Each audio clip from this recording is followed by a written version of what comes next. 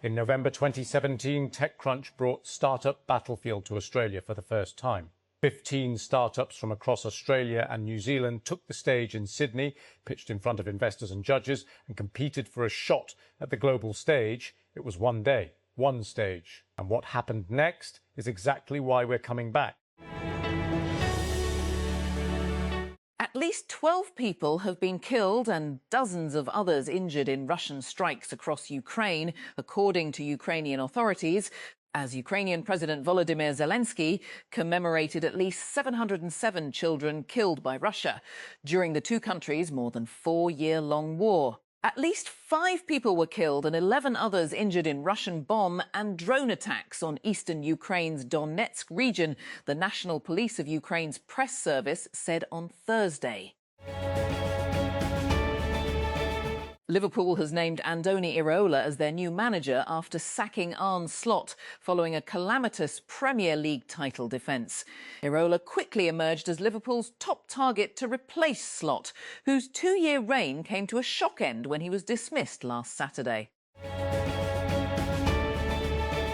Maja Trzalinska of Poland became just the second qualifier to reach a Grand Slam singles final in the Open era when she beat Diana Schneider of Russia 7-6, 4-6, 4. The 24-year-old Trzalinska has a chance to match Emma Raducanu's title run at the 2021 US Open when she plays Russian teenager Mira Andreeva in Saturday's final at Roland Garros. When Congresswoman Delia Ramirez first announced the Block the Bombs Act to impose a partial embargo from the United States to Israel, only 21 Democratic legislators joined her in supporting the measure. That was June 2025. 1 year later, the legislative proposal now has 73 co-sponsors, a tally that Palestinian rights supporters say represents historic progress. Poke, a startup that turns using AI agents into something as simple as sending a text message, has become the first AI agent approved to run on Apple's Messages for Business platform.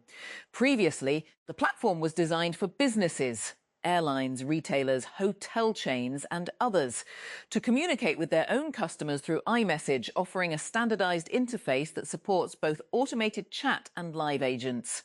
Until now, it hadn't been open to standalone third-party AI agents. Launched in March, Poke is one of the first AI agents designed to be accessible to everyday users who don't have the technical skill set or inclination to work with command-line tools or more complex agentic systems like OpenClaw. Today, Poke can help with common activities like daily planning, managing your calendar, tracking your health and fitness, controlling your smart home and editing your photos, all via text message. To date, it's relayed some 100 million messages, the company tells TechCrunch. Or just when you thought the AI data center boom couldn't get any crazier, Meta has gone and built data centers in tents. The strategy appears to borrow in equal parts from Tesla and xAI. In a bid to cut construction time in half, Meta has built 6 tents, or rapid deployment structures, as the company describes them, outside of New Albany, Ohio, according to Michael Thomas, founder of CleanView, which tracks data center deployments. British human rights lawyer says the former wife of a nephew of the ruler of Dubai has gone missing. Contact with Zainab Javadli was lost on Tuesday, and the BBC has been told her home in Dubai is locked and empty. An auction with an array of memorabilia from Marilyn Monroe's estate and friends has already brought in thousands of dollars in bids on the 100th anniversary of her birth. The sale, which began on Thursday, features 185 items from the model and actress's life, including a 1950s evening purse worth an estimated $100,000, $74,000, an evening gown, and even her lip pomade. French-Iranian author, illustrator, director and activist Marjanji Satrapi, best known for her graphic novel series and film Persepolis, has died aged 56. The Élysée de Paris has confirmed she captivated a global audience with Persepolis. The palace said, calling her a leading figure in French culture and an artist devoted to freedom whose work carried a universal message and earned her immense international renown. Saudi Arabia's Minister of Energy, Prince Abdulaziz bin Salman Al Saud, has met his Russian counterpart in St. Petersburg and called for stability in global energy markets as OPEC grapples with disruption caused by the wars in Iran and Ukraine, which have sent oil prices skyrocketing. OPEC has been unprecedented challenges with slashed oil exports, and in Jumayyah, the United Arab Emirates, an OPEC powerhouse for almost 60 years, left the oil cartel in April. Hundreds of Libyans have gathered outside the UN Refugee Agency, UNHCR, headquarters in Tripoli to protest against undocumented migrants that they say should leave Libya. Protesters on Thursday chanted, "Libya belongs to Libyans," and called for the closure of the UNHCR headquarters in the capital. They were seen holding signs reading, "Our love for our country is not racism, and Libya's is not the world's garbage bin." Helion, the fusion startup backed by Sam Altman, announced on Thursday that it had raised $465 million in a new funding round that values the company at $15.5 billion. The cash infusion lands as Helion is racing to complete Orion, its first power plant. The startup has set an aggressive timeline to deploy fusion power to the grid, as early as 2028 if it can deliver on the terms of its deal with Microsoft. The federal government has decided to increase the general sales tax, GST, on everyday school and office supplies from 10% to 18% under the upcoming Finance Bill 2026. Official sources informed Pro-Pakistani a short while ago. The proposal has already been finalised and has received clearance from the International Monetary Fund, IMF. Once implemented, the revised tax rate will take effect from July 1, 2026.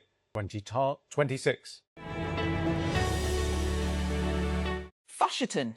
3 senior Democratic leaders urged their colleagues in the US Senate on Thursday to support the move to prevent President Donald Trump from continuing the war against Iran without congressional approval. Democratic Whip Catherine Clark, Minority Leader Hakeem Jeffries, and Caucus Chair Pete Aguilar said in a joint statement that the House of Representatives on Wednesday successfully passed a war powers resolution and that it is now time for Senate Republicans to do the right thing. Once a gathering place for Western leaders and investors, Russia's St. Petersburg International Economic Forum, CEPIEF, features a guest list that includes an eclectic mix of American attendees, ranging from conservative podcaster Candace Owens, U.S. Commission of Fine Arts Chairman Rodney Mims Cook Jr., and American actor Steven Seagal. The Ukrainians are not in attendance. They made their presence felt as the Kremlin's flagship business and economic forum got underway under the cloud of drone strikes on Russia's second-largest city, President Vladimir Putin's hometown of St. Petersburg, just hours before the event started on Wednesday. John Bolton, a former national security advisor to President Donald Trump, is set to accept a plea deal in a case related to the handling of classified documents, according to media in the United States. Bolton, now a prominent Trump critic, reportedly intends to plead guilty to 1 count of illegal retention of sensitive national security documents and has agreed to pay a fine of more than 2 null-minas. Israel's Supreme Court has unanimously rejected a government policy banning representatives of the International Committee of the Red Cross, ICRC, from visiting Palestinian detainees in Israeli prisons. The court ruled on Wednesday that by preventing the Red Cross from visiting prisoners, the government had contravened Israeli and international law, and therefore the policy must be repealed. A burglar used a Waymo while stealing yoga clothes in San Francisco this past January, and police have still not caught them. That may sound counterintuitive given the widespread concern that Waymo vehicles and other robotaxis are rolling surveillance machines. But this curious case, reported by the San Francisco Chronicle on Thursday, sheds some new light on how Waymo handles the footage captured by its cars. As Apple's Worldwide Developers Conference, WWDC 2026, approaches, the excitement is building around what Apple has in store for us this year. From series overhaul to new Apple intelligence updates, there's a lot to look forward to. The annual Worldwide Developers Conference kicks off Monday at 10 a.m. PT /1 p.m. ET. For those eager to tune in, the event will be streamed live via the Apple's website and the Apple Developer YouTube channel. Meta announced on Thursday that it's introducing a new AI creator assistant on Facebook that will give creators personalized recommendations based on performance, community, and goals. Creators often have to pass through charts and dashboards, but with the new AI assistant, they can get quick answers to questions like, when should I post? And what are people saying in my site? They can cite their comments. And what are people saying in my comments? Meta's Oversight Board, the independent governing body that makes policy recommendations to the tech company, said Thursday that Meta's account deactivations lack due process. Violations are doled out without clarity, and there's little customer support for appeals. The board, which recently received increased funding to continue its work through 2028, launched the investigation into Meta's account violations policy earlier this year to review a case involving threats of violence against a journalist. The board agreed that Meta was right to permanently disable the account due to the severity of the threats.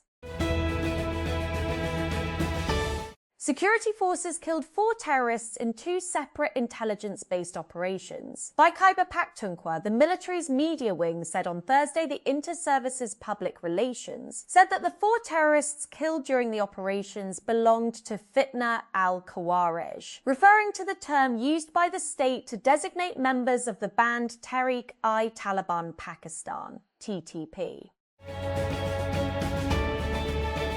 Dera Ismail Khan, inquiry reports have identified hundreds of suspicious degrees and questionable financial transactions in a major scandal involving alleged fake degrees, financial irregularities and embezzlement of public funds at Gomul University. It emerged on Thursday. According to official documents and inquiry reports seen by Dawn, the investigation was initiated on the directives of Khyber Pakhtunkhwa Minister for Higher Education, Archives and Libraries Mina Khan Afridi as part of efforts to eliminate corruption and ensure transparency in higher education institutions across the province. US President Donald Trump has hit back at lawmakers who voted to send him a rebuke over the war in Iran, calling them unpatriotic. On Wednesday, the US House of Representatives passed a measure seeking to halt Trump from taking further military action amid growing opposition to the war.